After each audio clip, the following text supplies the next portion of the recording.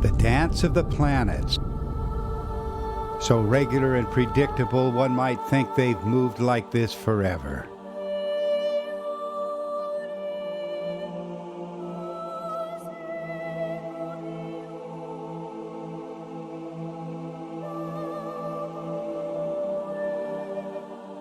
What a contrast to things claimed by the first astronomers of ancient Mesopotamia and numerous cultures that followed.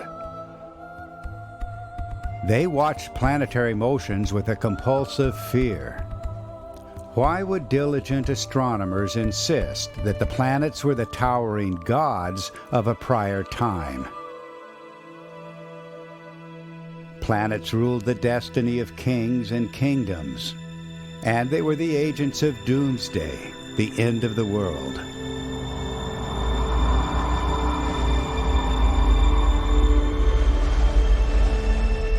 What was it about planets that inspired such reverence and fear?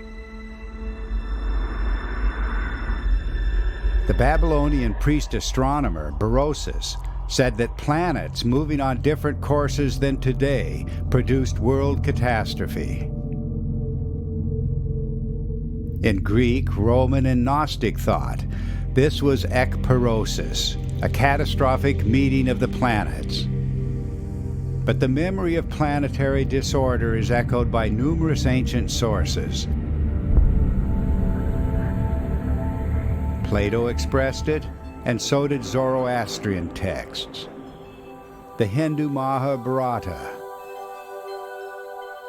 Taoist teachings, and the Chinese bamboo books. Far from the spotlight today, researchers are exploring these questions of planetary history. They bring wide-ranging backgrounds from comparative mythology to planetary science and plasma physics. All are asking if the solar system may have been unstable in the past, alive with electrical activity.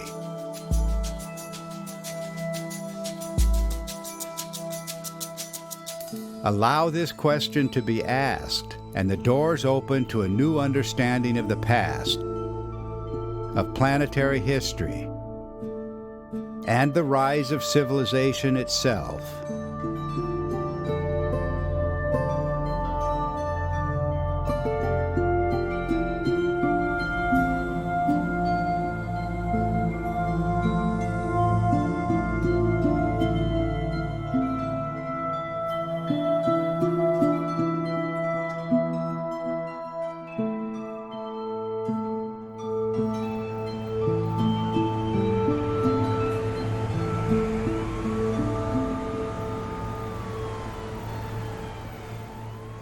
When we hear the word civilization, most of us think of new technology, economic advances, rapid communication, and expansive metropolitan vistas. But earlier civilizations are much different, and they pose a mystery yet to be resolved. Early civilizations were obsessed with the past. All looked back to extraordinary events, to an age of gods and wonders. All insisted that powerful gods ruled for a time, then went away.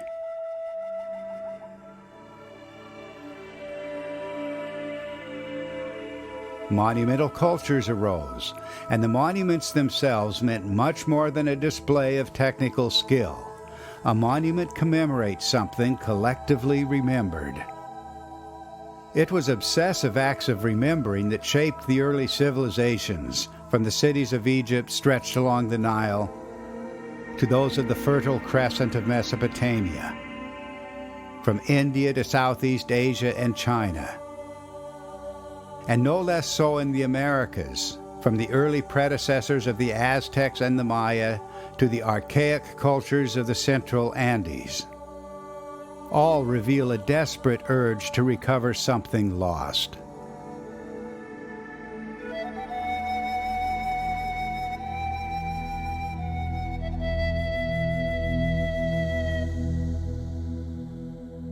Egyptian priests called this lost epoch the Age of the Primeval Gods. It began with the rule of an earlier sun god, Atum, who later departed. Cuneiform texts speak of the god On, who ruled with terrifying splendor, then fled the scene. The Greeks celebrated the lost age of Kronos, but he too was replaced by another power, the towering Zeus. Sages of India likewise remembered the rule of Brahma, though the god progressively faded into the background. So too the Chinese Shangdi and Huangdi, the Aztec Ometeotl, and the Maya Itzim Na, all either departed for remote regions or faded from their original prominence.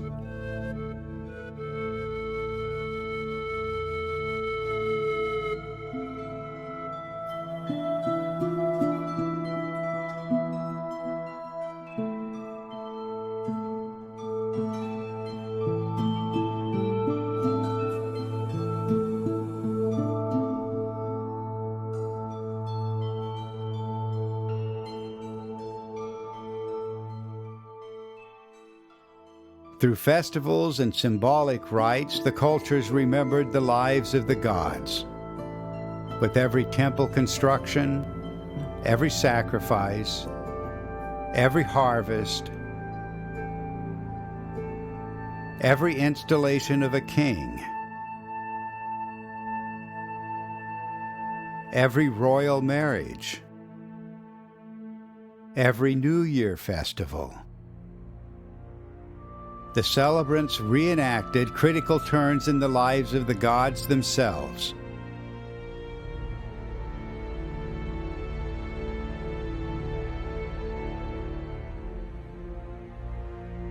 Were you to remove the stories of the gods, there would be no cultural content left in the early civilizations.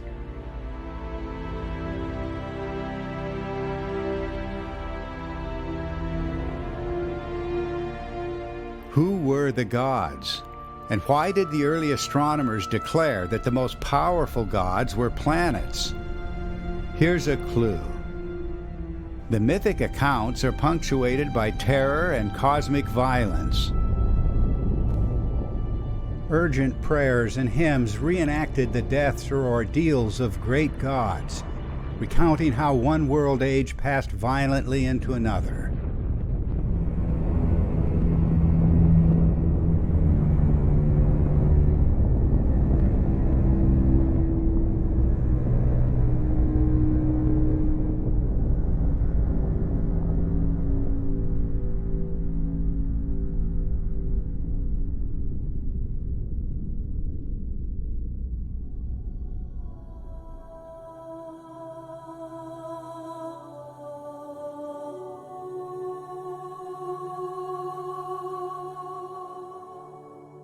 At least some of the artistic and mythological themes will be familiar to you. The myth of paradise, or the Golden Age, for example. A perfect time before a descent into cosmic disaster.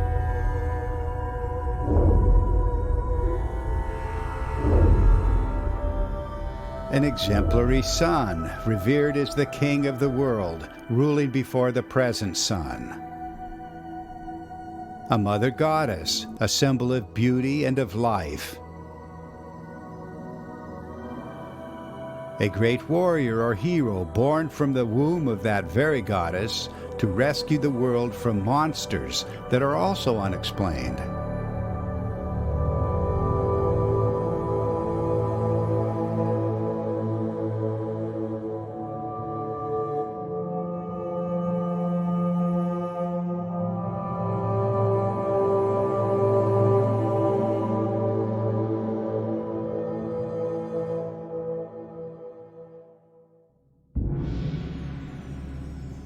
Perhaps there is no better example of an unexplained mythical theme than the serpent or dragon. This remarkable creature with origins in prehistoric times has no counterpart in the biological world. Yet it was remembered on every habitable continent and persisted across the millennia into modern times.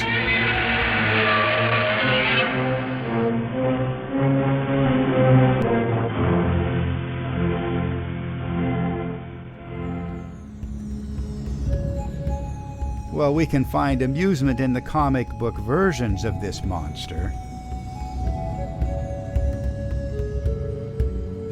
But nothing in nature today will explain the dragon's long flowing hair, its fiery breath, its beard, its twin whiskers,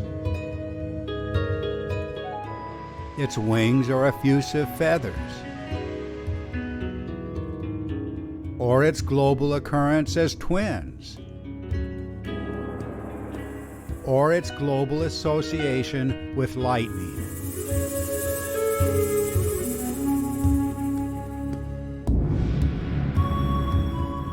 Thousands of years after its prehistoric birth, the monster continues to linger in human fantasy. It will not go away.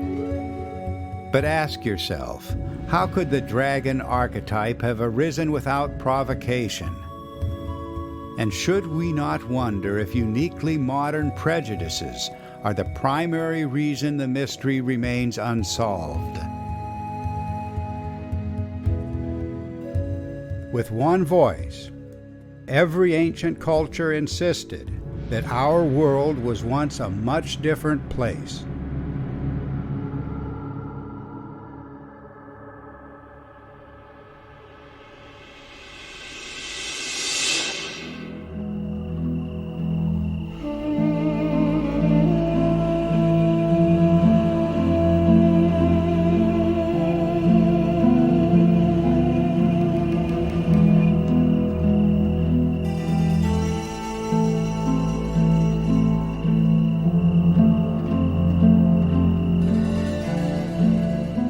Several thousand years ago, events of beauty and terror provoked an explosion of human imagination. This was the myth-making epoch of human history. First came the enchanted realm, the theater of venerated gods and goddesses. The gods were prodigious.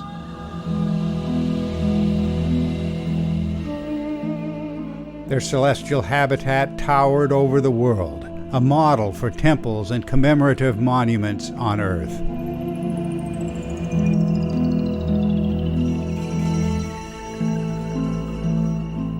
But the gods grew capricious. One celestial power metamorphosed into another.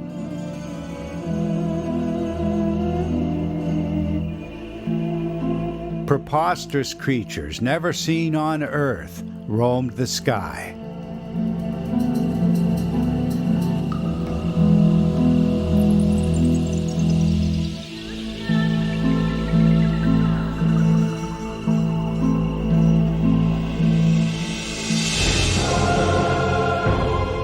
The gods turned violent as heaven itself fell into chaos. Then celestial warriors and monsters appeared to battle in the heavens, wielding weapons of thunder and fire and stone. Our challenge will be to account for this outpouring of mythic content.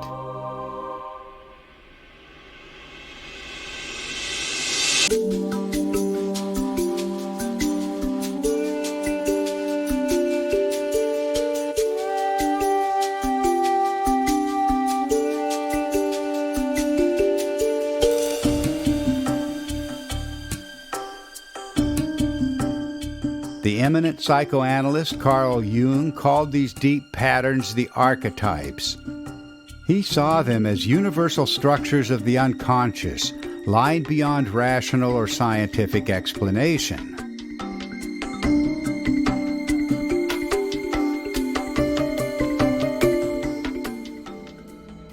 Yes, the myths seem incomprehensible to us, but the archetypes offer a pathway through the confusion. They are the points of agreement between the far-flung cultures. And this agreement rises above the carnival of confusion and contradiction.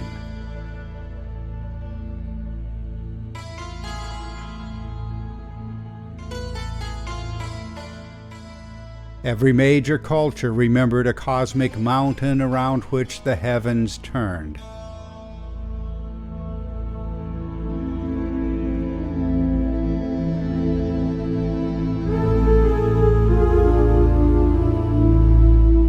And every culture chronicled the terrible aspect of the Mother Goddess.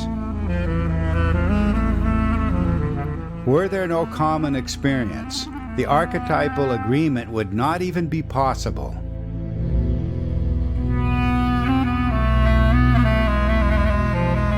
All that is required here is a willingness to meet the archetypes and without fear or prejudice or any advanced assumptions to hear their message.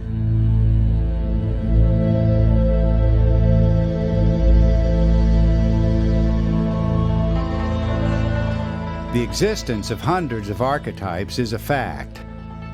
And it is a fact as well that no archetype speaks for natural events occurring today, not a single one.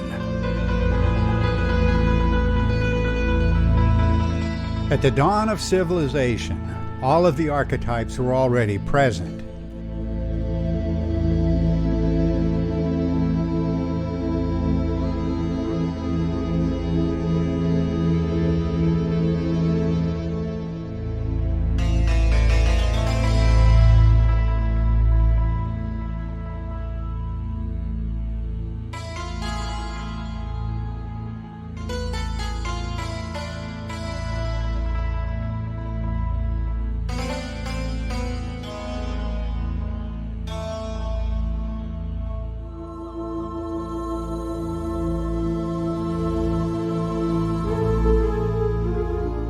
Today we are fascinated by the monumental scale of the antique civilizations.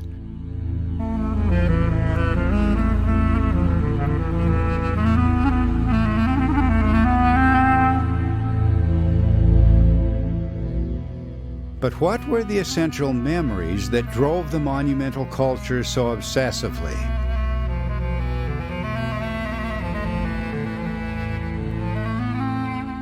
The threads of evidence trace deep into the prehistoric past, a world barely recognized, but not entirely lost.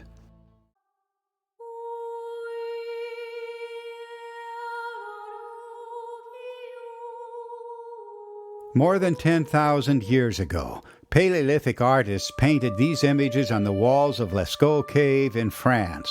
They were realists, with an exceptional eye for detail.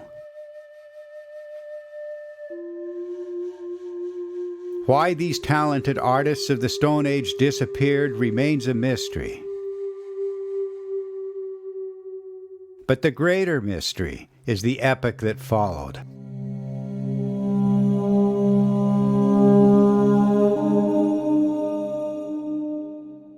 It seems that Neolithic artists lost the ability to depict nature as we know it. Accurate representations of nature are present, but the dominant style produced a carnival of ghostly creatures and absurd forms never seen in our world.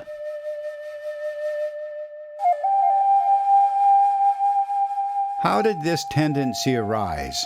Not in one land alone, but on every habitable continent.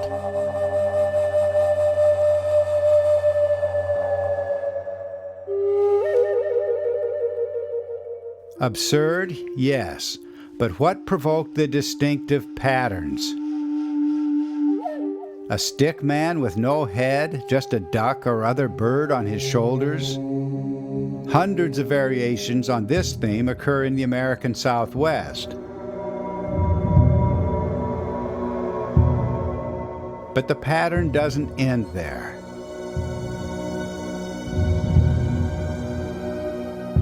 Notice the twin dots on the two sides of these crudely crafted stick figures.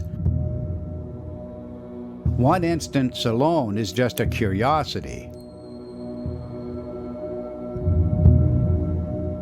But widespread patterns must have an explanation.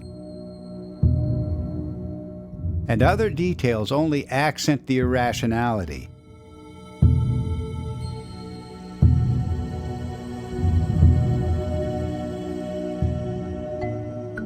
Recently, an answer to these mysteries came from outside traditional archaeology, from plasma science and laboratory experiments with electric discharge. Plasma scientist Anthony Peratt of Los Alamos Laboratories has shown that these stick forms recorded electrical events in the sky. Something like the northern lights we see today, but 1,000 times more energetic. And he matches the rock art forms precisely to the configurations taken by electric discharge in the laboratory. The rock art images are explained as sheets of intense electric current in the evolution of a plasma discharge. The central column you see in this stylized representation is the axis of the discharge. Wrapped around the axis is a torus or donut-like tubular sheet of charged particles. The observer sees through the transparent formation, champagne glass above, squashed bell shape below, so the plasma density is greatest at the limbs. Drawn in 2 dimensions, the formation matches the stick man carved globally on stone by the thousands. The 2 dots under the stick man's arms are the exceedingly bright, high-energy radiation called synchrotron radiation, emitted from the center of the torus. The current sheets continually warp as the electric discharge progresses, and this form is not uncommon. A 2-dimensional representation might look like this.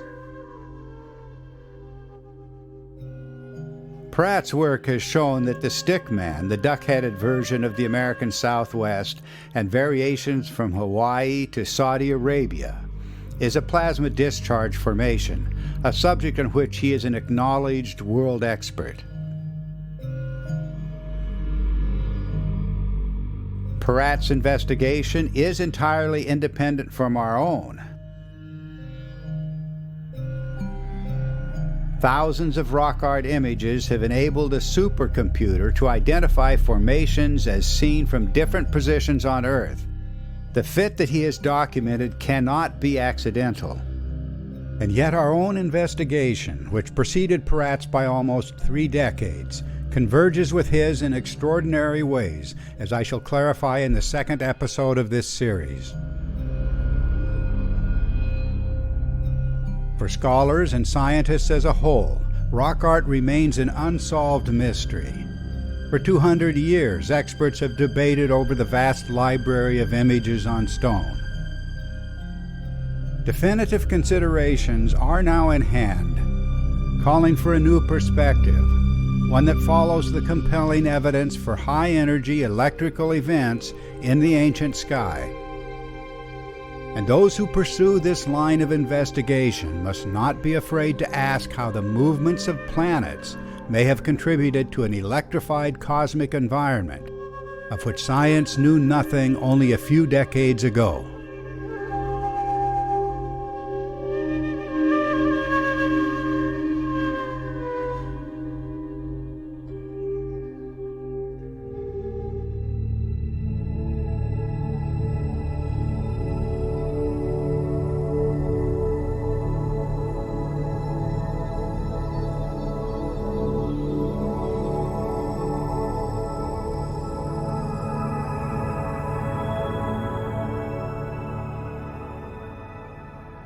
Is it possible that a fundamental mistake has crept into the sciences?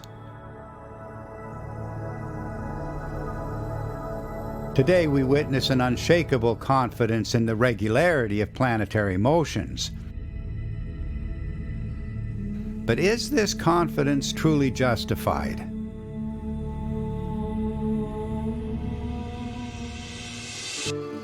I need to take you back about 37 years. That was when the controversial theorist Immanuel Velikovsky lit a fire for me. He was the author of the book Worlds in Collision, first published in 1950, and several other books that followed. In these books, he reinterpreted both planetary history and human history.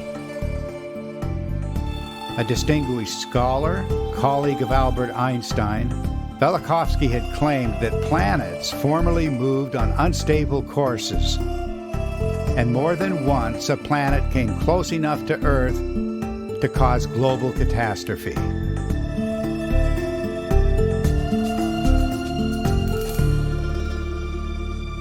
Most astronomers dismissed the book out of hand, and some threatened a boycott of the publisher Macmillan, forcing the company to drop the book when it was the #1 bestseller.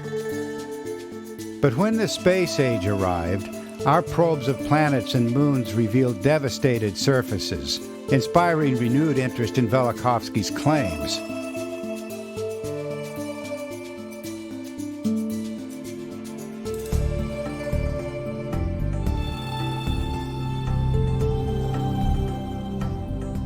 With Velikovsky's cooperation, I had the privilege of publishing a 10-issue series on his challenge to science.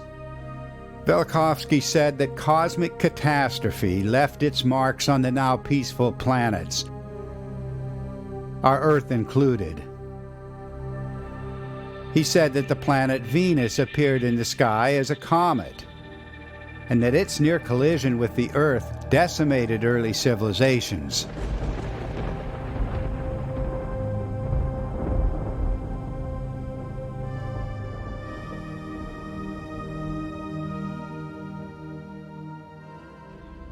He said that electricity was highly active in these events. Planets moved on erratic courses, and on occasion they nearly collided as cosmic lightning bolts flew between the approaching bodies. And he said that human memories of these events constitute evidence that science cannot afford to ignore. It soon became clear to me that Velikovsky had opened the door to a new possibility, perhaps even a new understanding of the mythic archetypes as a whole. But why did the evidence always seem too preposterous to believe?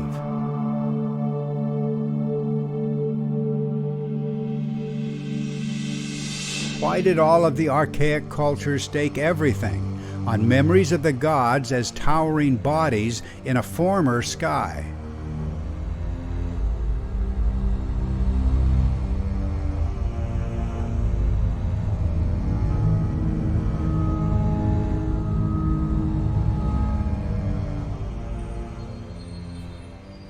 I was particularly enchanted by something Velikovsky proposed in a work still unpublished at the time.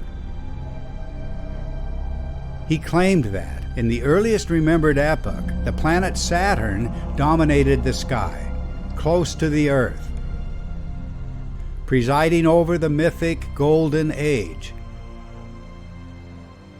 It was an outrageous idea, and yet I found in it the inspiration for a life's work. Ancient cultures the world over insisted that an exemplary sun once ruled the sky. For the Egyptians, this former power was the creator Atum-Ra, ruling from the center and summit of the sky. In ancient Mesopotamia, we see the primeval sun as a great turning wheel in the heavens, and the astronomers named this body as the planet Saturn. It was from the Romans that we received the planet's name, Saturn. But an archaic Latin name for Saturn was Sol, the sun. In earlier Greek texts, the planet Saturn, called Kronos, was also named Helios, the sun.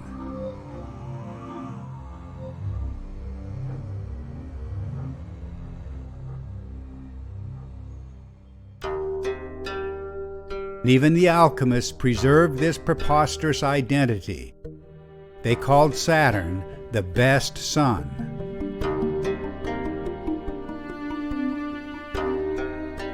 Best sun, superior sun, exemplary sun. The core idea always pointed directly to the axis of the sky, the celestial pole around which the heavens visually turn. As improbable as it may seem, this is where the Egyptians located their primeval sun god, Atum.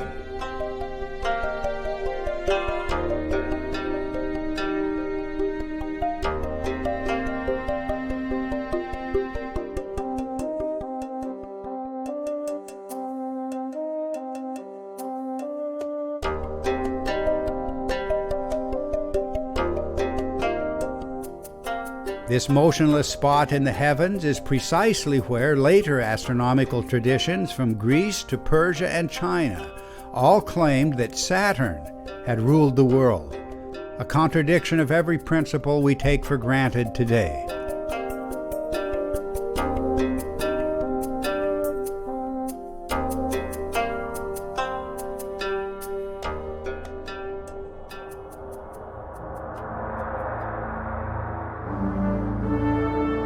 Ancient chroniclers insisted that the planet Saturn, now just a speck in the sky, had presided over the Golden Age, an epoch of abundance, cosmic harmony, and grandeur.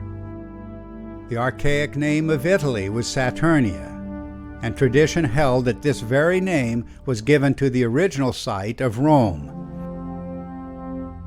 The Sabbath, the special day of rest and reverence, was Saturni Dies, Saturn's Day, a day honored throughout the Mediterranean, the Near East, and beyond.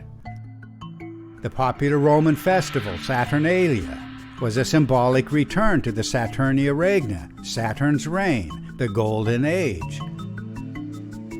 Much symbolic content of our own New Year's and Christmas celebrations will trace to the Roman Saturnalia and related ancient festivals. In one form or another, every culture that remembered Saturn's reign regarded the planet god as the father of kings, the father of the nation or the race. Ancient traditions identified the Ugaritic and Hebrew El as Saturn, and it was said that the Israelites once saw themselves as Saturn's children. In the same way, the Greeks invoked Kronos as their first father. And the Romans insisted that they were the true descendants of Saturn, arriving in Italy through the adventures of the legendary ancestor Aeneas.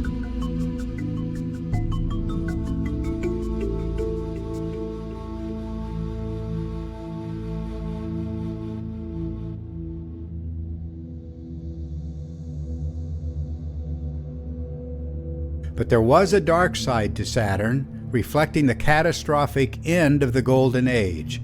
This was when, in the words of Manilius, Saturn, the first father, fell to the opposite end of the world axis. This sudden onset of chaos, when heaven itself seemed to fall out of control, has haunted civilizations across the millennia, erupting as doomsday anxiety, the fear that what happened once will happen again. It's almost impossible to believe that ancient people sacrificed their own children, either symbolically or literally, to the planet god Saturn. Saturn was remembered as the devourer of his own children, and as Moloch, demanding sacrifice, and as El, or the Elohim, commanding Abraham to sacrifice his own son, Isaac.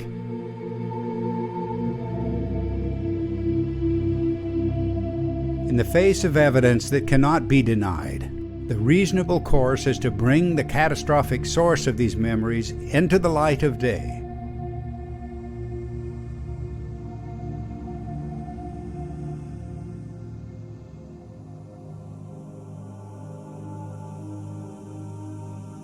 My book, The Saturn Myth, published by Doubleday in 1980, began the reconstruction of a spectacular formation formerly seen in the sky, a gathering of planets looming immense above the ancient witnesses.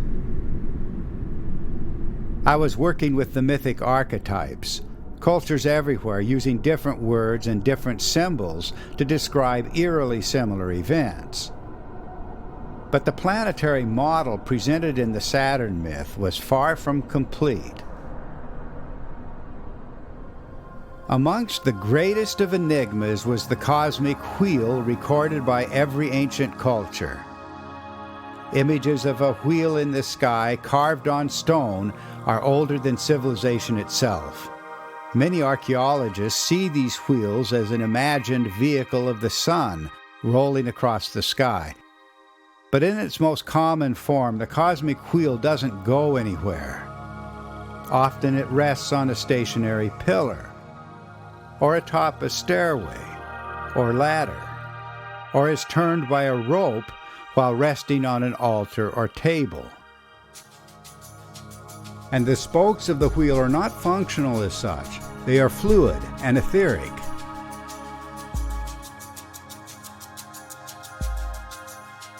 Archaic gods and heroes hold a wheel in their hands.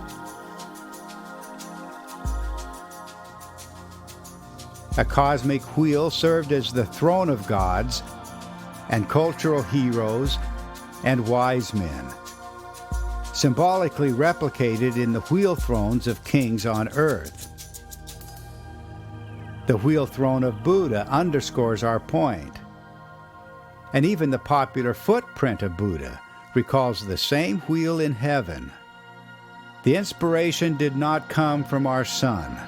Compare these prehistoric instances of the pictographic wheel from Ireland and from California. Different parts of the wheel are clearly evident. A large circle or sphere, though not always present, a central star, and a smaller, darker circle or sphere inside the star-like form. The images do not depict a single object, but three objects, as demonstrated here, where the artists place the small dark sphere well below the central star. I can assure you that the placements are not random. These forms in the sky were planets in close congregation and immense above the ancient sky worshippers.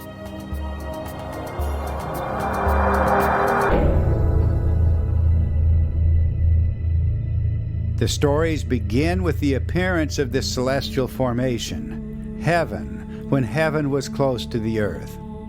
The original unity of the sky formed by the Great Conjunction, when a straight line or arrow could pierce the hearts of the gathered powers. The motionless, superior sun, ruling before the present sun. The father of kings, and first in the mythic line of kings. And a dying or displaced god. In later times, the first astronomers identified this overarching ruler of the sky. They claimed it was the planet Saturn, remembered as the owner of the cosmic wheel before the god departed for distant realms. The astronomical traditions also name the central star as Venus, the mother goddess, and they name the darker reddish sphere as the planet Mars, the cosmic warrior. In these 3 hours, I intend to demonstrate that the stories of the gods are the stories of what happens to these celestial bodies.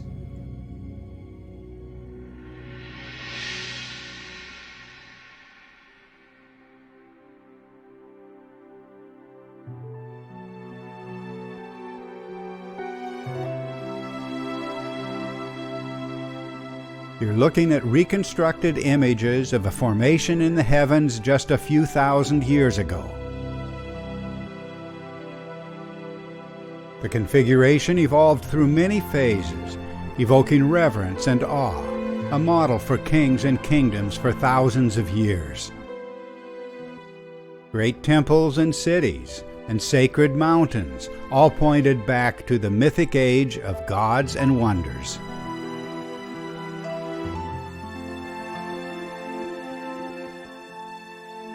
Let the world's first astronomers point the way for us. They knew that what the myths and hymns and prayers called gods were planets and aspects of planets. Planets appeared close to the Earth in a heaven-spanning configuration.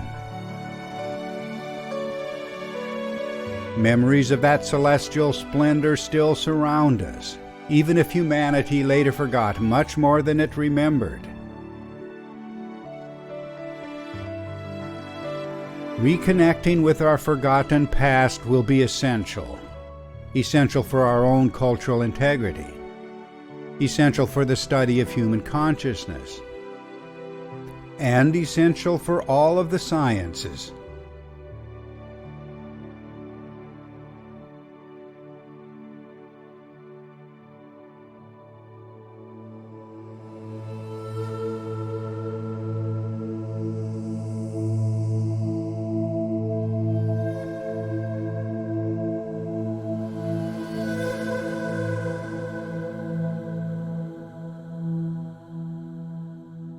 Just a few thousand years ago, our ancestors witnessed a gathering of planets close to the Earth.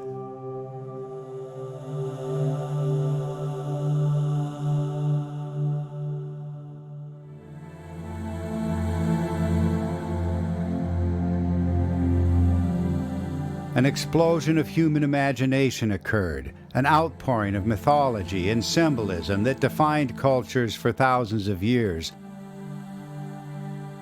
long after the celestial provocation itself was forgotten.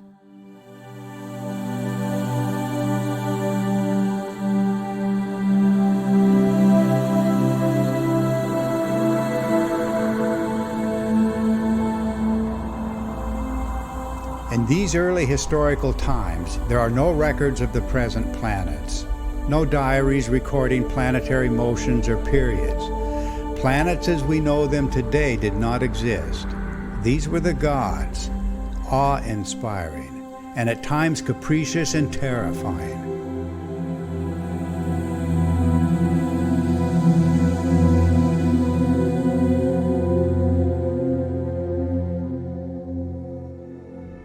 Early star worshippers speak of a great light of heaven, motionless in the sky, the Egyptian Atum or Atum Ra,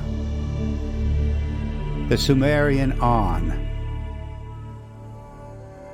the Babylonian Anu. And enigmatically, early astronomers knew the overarching figure as the planet Saturn, whose story will be a centerpiece of our third episode. In the beginning, the gathered powers were not seen as separate gods, but as the primeval unity of heaven, the perfect conjunction, or great conjunction of the Golden Age.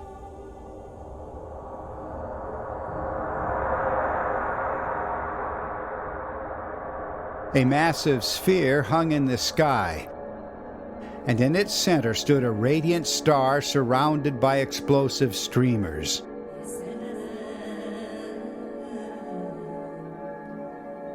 Cultures the world over came to see this star in feminine terms as the mother goddess, the planet Venus. Remembered as the great star, the mother of all stars.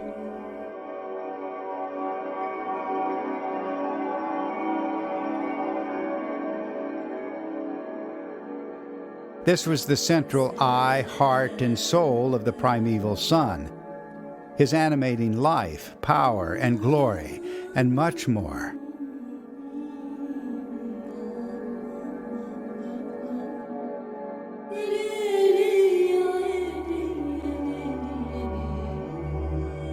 One of the most enigmatic cultural themes is the transformation of the life-giving goddess into a monstrous form, attacking the world.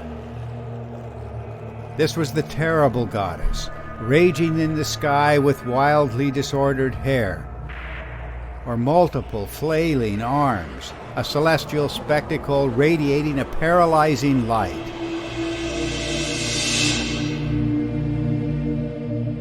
When instability and displacement occurred, the streamers discharging from Venus grew chaotic, giving the planet a frightful countenance.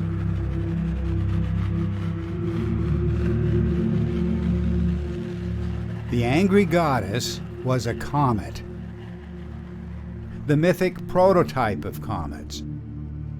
Immanuel Velikovsky's great comet, the planet Venus.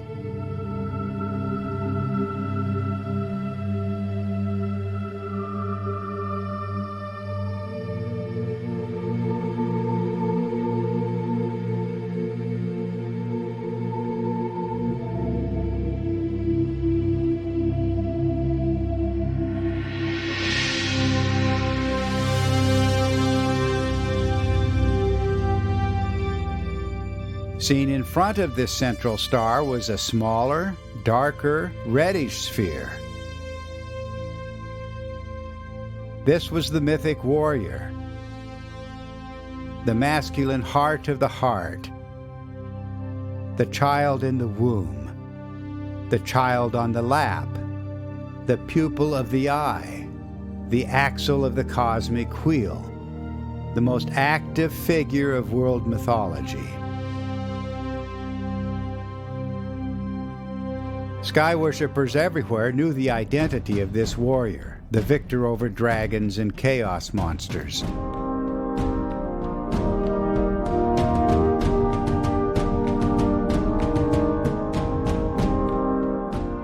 This global identity of Mars as the greatest of warriors shouts to us an unrecognized history.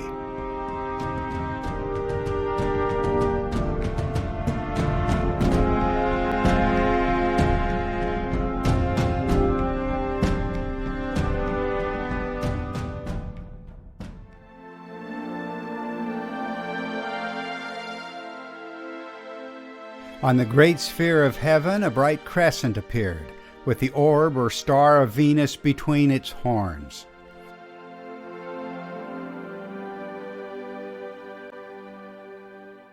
Things never seen in our sky were once revered around the world.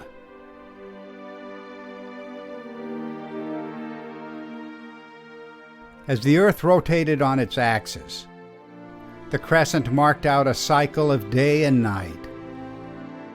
Crescent below in the phase of greatest brightness, crescent above in the phase of dimming.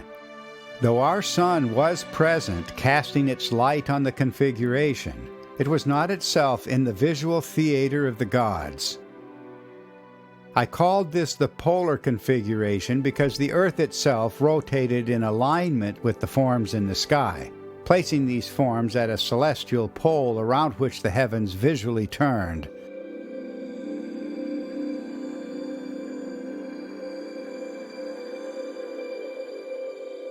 The configuration evolved through numerous phases. The number of streamers changed repeatedly, as did their observed form.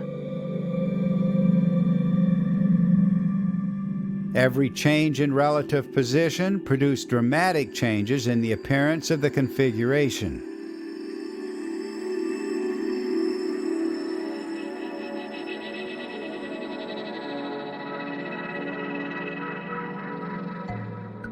In 1996, the Canadian filmmaker Ben Gadlow spent many months in Portland producing a 90-minute documentary on the reconstruction.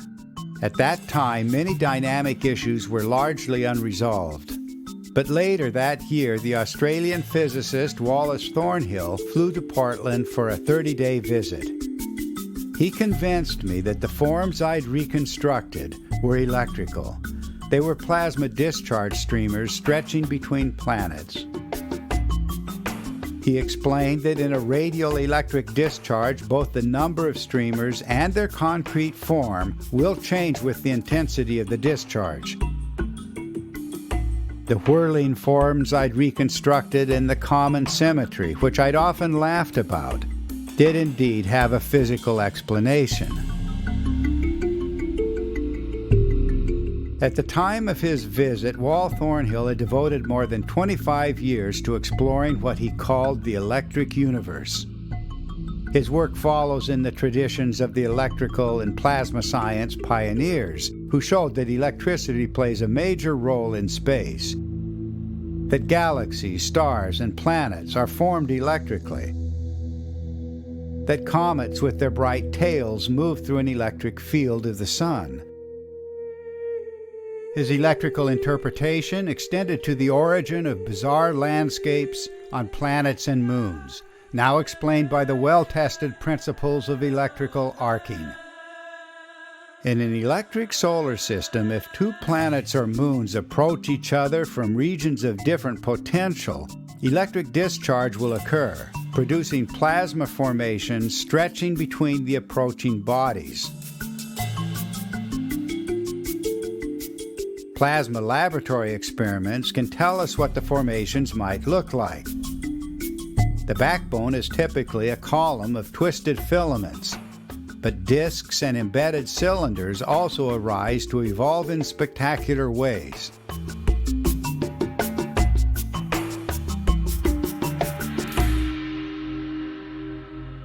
The counterpart to such formations can be seen in ancient depictions of the cosmic thunderbolt.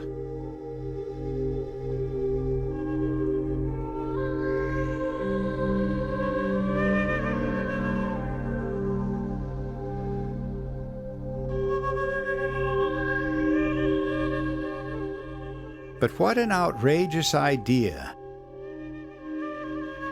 that exotic formations could arise between planets in close approach.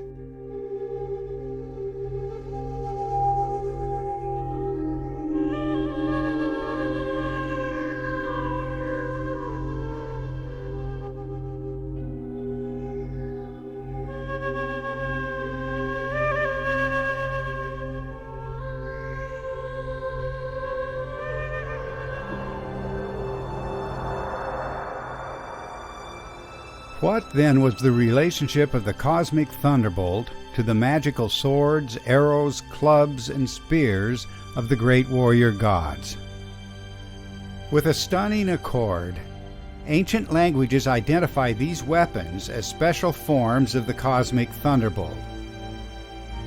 Scholars have already identified the sword and arrows of Apollo, the spear of Zeus, the trident of Poseidon, as aspects of the divine thunderbolt.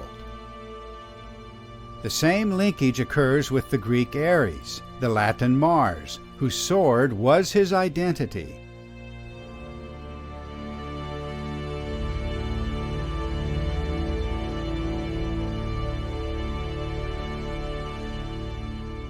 First came the thunderbolt, the core archetype.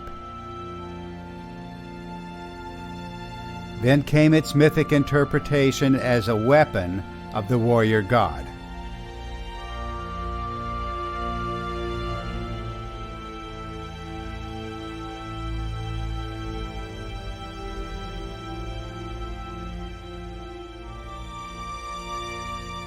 Placed in the hands of the gods, the cosmic thunderbolt provides a bridge for us, joining the mythic world to the leading edge of plasma science.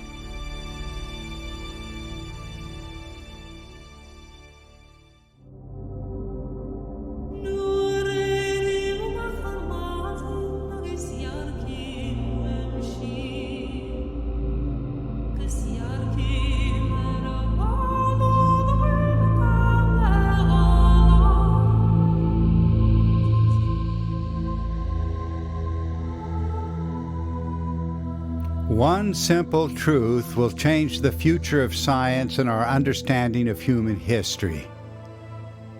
The ancient sky bore no resemblance to the sky we see today.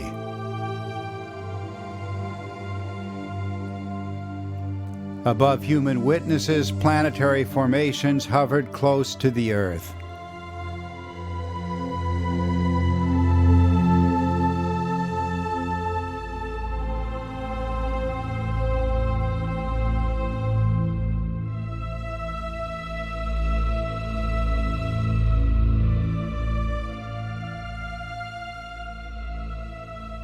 One electrical form metamorphosed into another in the celestial dance of the mythic star goddess and the cosmic warrior, astronomically identified as the planets Venus and Mars.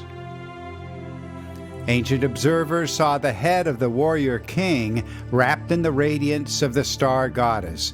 It was his crown of glory.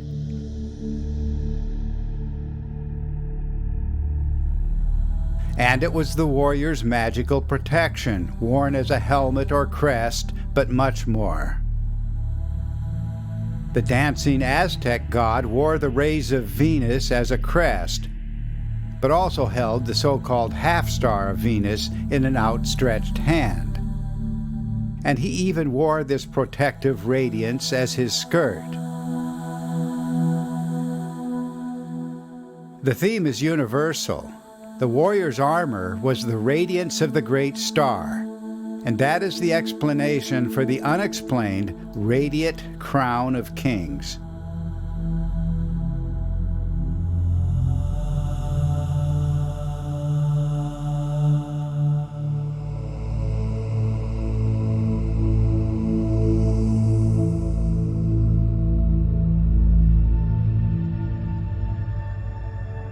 As the forms of the configuration changed, the mythic interpretations changed as well. In pictures and words, the ancient chroniclers recounted the cosmic conjunction of the goddess and the warrior. The goddess was the eye, and the warrior was the pupil of the eye.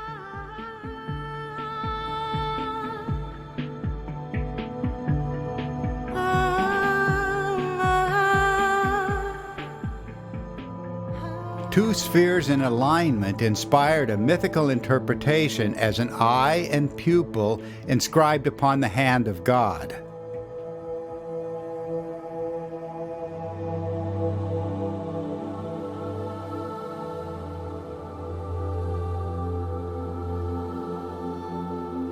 The 5 fingers of the hand were the visible aspects of an 8-spoked wheel in a different phase.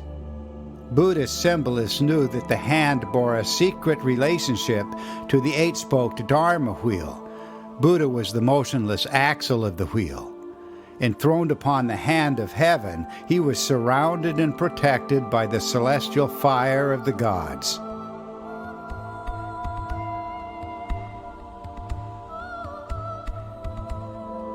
Every form that arose provoked a variety of mythical interpretations, not just a single idea. The spokes of the wheel were the animating soul and power of the universal sovereign, exploding into life at sunset. That is the meaning of the mythic plant of life.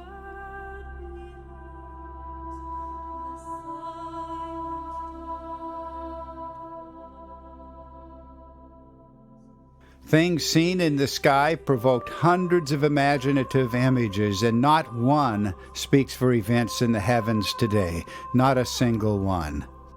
Even when the concrete form of the cosmic original was forgotten, the imaginative idea persisted for thousands of years. Innumerable concrete details will not allow us to just make up explanations for the myths and symbols.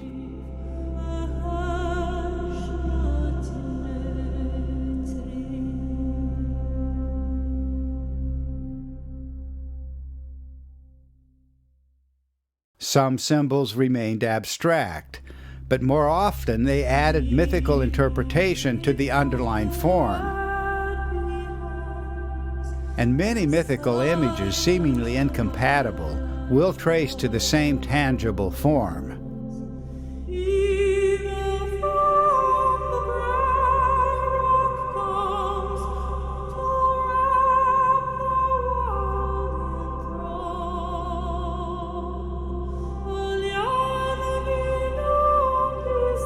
The plant of life was not just an attractive design element. It was a form in the sky, inspiring a story of vast influence. In his birth or rebirth, the warrior god emerged from the radiant flower.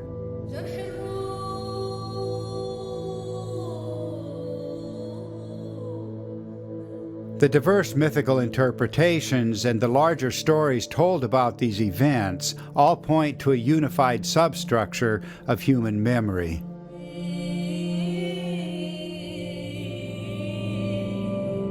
A great wheel turned in the heavens, and it was remembered around the world.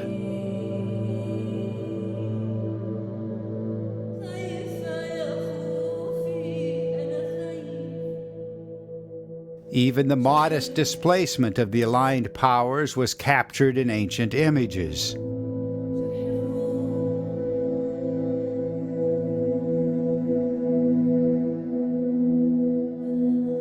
Why was the Egyptian goddess identified as the headdress of the warrior king? It's the underlying form that gives us the answer.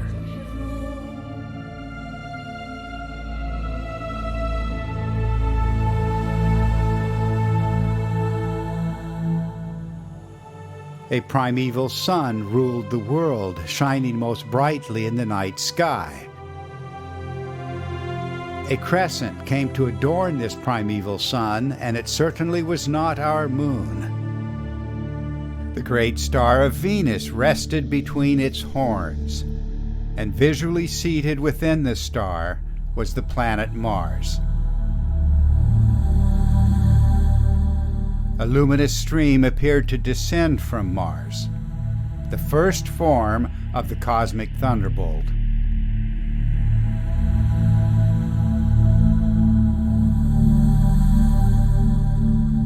Human imagination saw a sword or dagger thrust into the region below. The warrior god was his sword, envisioned also as an axial pin, peg, or mooring post of the turning sky. The same thing as the stem of the plant of life.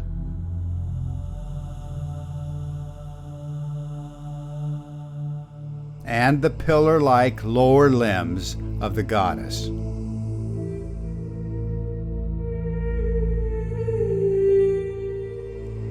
The same form in the sky was seen as a protruding tongue of both the warrior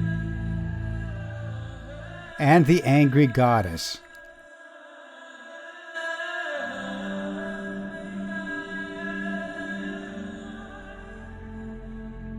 A pronounced movement of Mars occurred close to but not precisely on the planetary axis.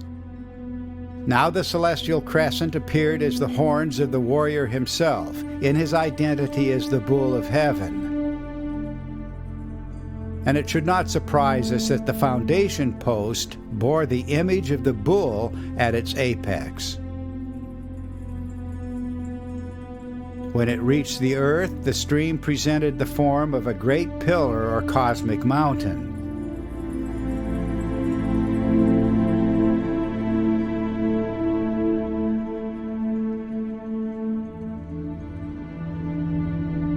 Perhaps it is too much to believe that the famous bull of heaven was just a pillar and shining horns.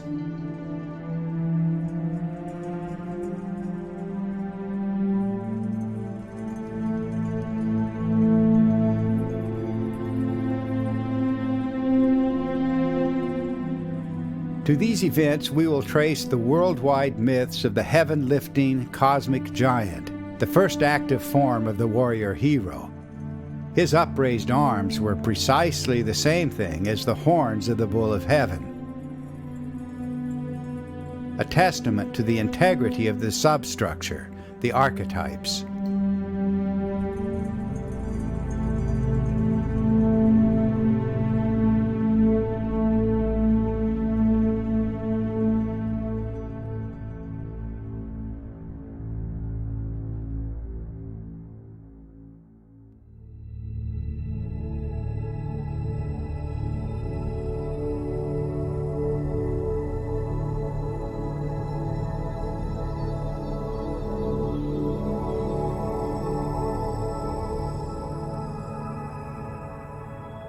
In some phases with the movement of Mars, dust and electrified plasma streaming between Mars and Venus became visible to terrestrial observers. Even small changes in this dusty plasma stream, were we to view the formation from space, would create distinctive differences in the appearance of the configuration. The great kings of ancient times wore conical crowns in numerous and always enigmatic varieties. For these revered forms, the experts can find no referent in nature today. Yet the priestly chroniclers of antiquity knew that these crowns imitated the vestment of a cosmic warrior, the prototype of the warrior king on Earth.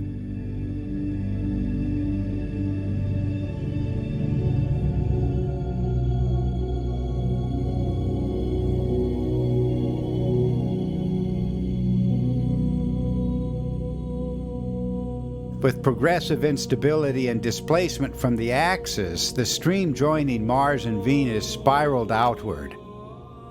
This was the mother goddess herself, the radiant eye, heart, and soul of the primeval sun, now externalized as a curling lock of hair. And the earliest sources leave no doubt that it was a visible form in the sky.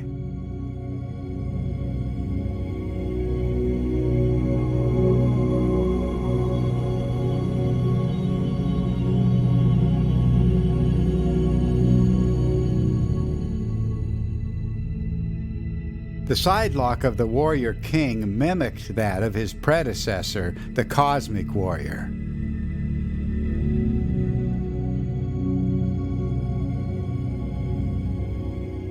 This curling life breath provoked innumerable symbols, far more than we could include here. Just one example was the mooring post in the sky, signifying the outflow of the eye and the evolving form of creation itself.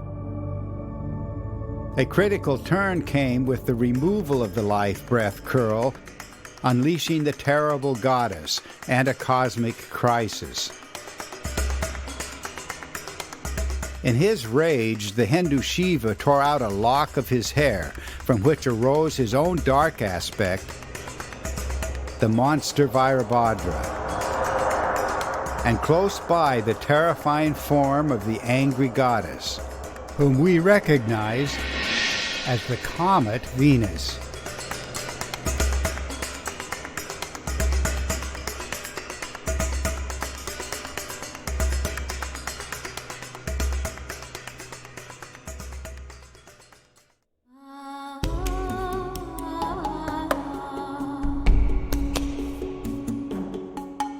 The Medusa archetype was only a nuance away from the celestial serpent or dragon, with its bright filaments, effusive feathers, long flowing hair, and lightning emanations, the global symbols of the great comet. In Egypt, the eye, heart, and soul of Ra departed from the god to become the fiery Uraeus serpent, rampaging in the heavens.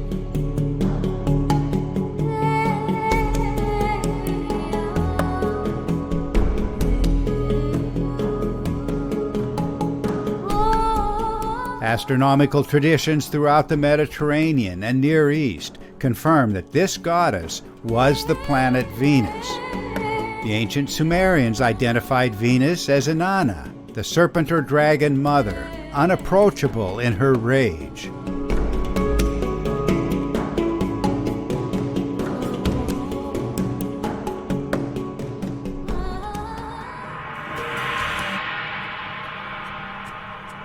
The disordered comet-like hair of the Chinese dragon was an overriding feature, as was the discharging sphere or so-called night-glowing pearl, its spiraling attributes, and the lightning emanations of the dragon itself. Long after the remembered events, the Aztecs still knew the comet as streaming feathers.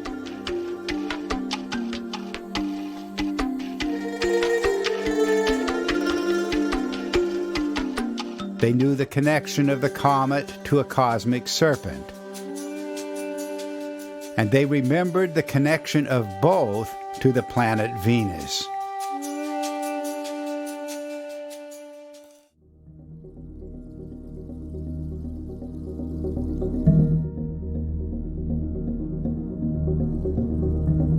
From the episodes of disorder, a phase of celestial construction emerged, focused on the activity of the spiraling form, or rayed spiral, remembered as the serpent of creation. This was the expanded enclosure of the Mother Goddess herself, the motherland in the sky, the true subject of the archaic creation legend.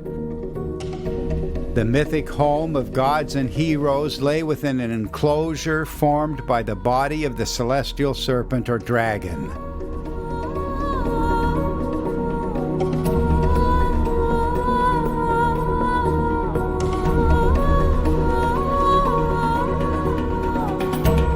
The evolving forms noted here are provable phases in the biography of the Mother Goddess, largely ignored but confirmed at the level of concrete detail in the early cultures.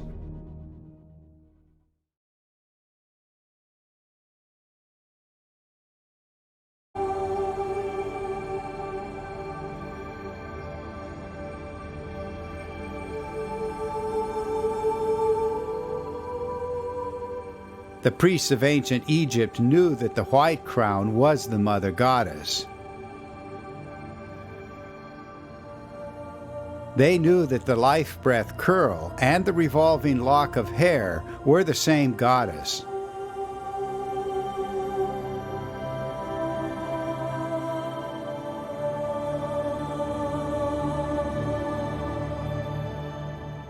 Across all of Egypt, the chroniclers remembered the luminous spiral with its radial projections as the agent of celestial construction.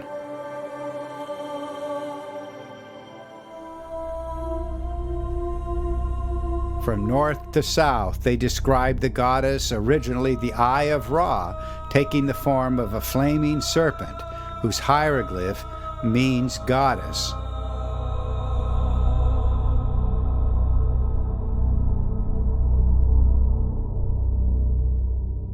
And it was this very serpent that came to form an enclosure, the boundary of Neterta, the celestial kingdom. Mesoamerican artists understood very well that the fire serpent or dragon enclosing the land of the gods had appeared as a rayed spiral.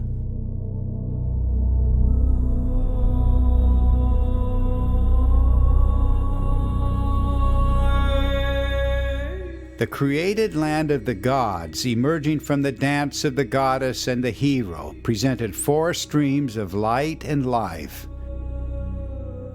Here was the motherland in the sky, the celestial model for every kingdom and city on earth, the lost land of mythic ancestors, divided by four rivers or animated by four explosive winds and turning as a great wheel in the sky. To be sure, the evolution of myth over time brought endless elaborations of the archetype. Yet even in the enthusiasm to extend the symbolism, the substratum of human memory does shine through.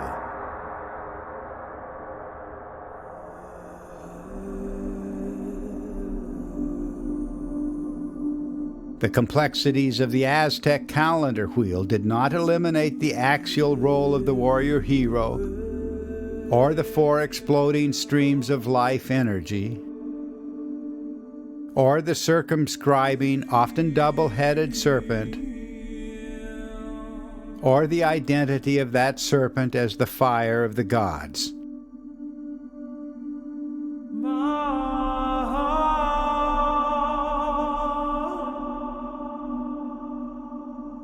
As a rule, later spiritual traditions did not displace these human memories either, but found in them the symbolic landscape for expressing insights and beliefs that would guide later interpretations of myth.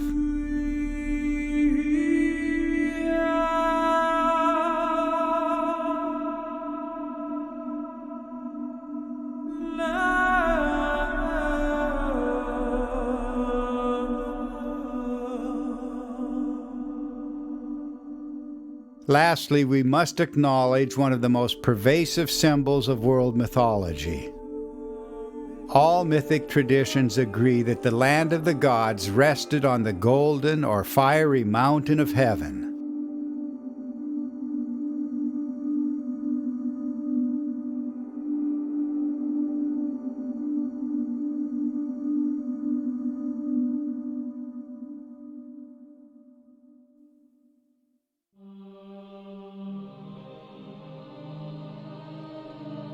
It is evident that the core symbols of human yearning, suffering, and devotion across the millennia trace to the very events from which the first civilizations themselves arose. Now the question must be asked: if the great mythic archetypes are explained by events unknown to our world, what can the electric universe and the leading edge of plasma science tell us about the ancient experience?